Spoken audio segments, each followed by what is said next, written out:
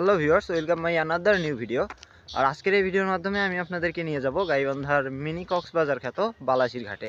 আর মাত্র 1 মিনিটের মধ্যেই দেখানোর চেষ্টা করব বালাসি ঘাটের সুন্দর কিছু দৃশ্য। So let's play the video.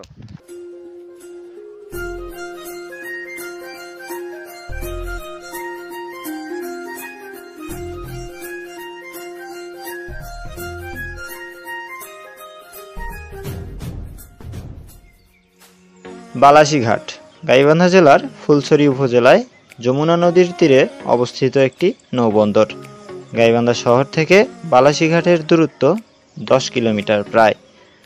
বর্ষায় নদীতে পানি ভরে থাকে আর শীতকালে দেখা যায় বালুচর।